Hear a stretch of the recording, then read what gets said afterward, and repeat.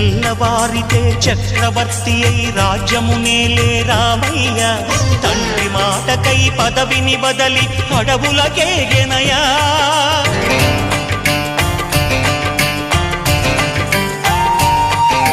మహిలో జనులను కావగ వచ్చిన మహావిష్ణు అవతారమయ్య ఆలిని రక్కసుడపహరించితే ఆక్రోశించెనయా అసురుని త్రుంచి అమ్మను తెచ్చి అగ్ని పరీక్ష విధించెనయా సాగలి నిందకు సత్యము చాటగ కులసతినే విడనాడెనయ నా రాముని కష్టం లోకంలో ఎవరూ పడలేదయ్యా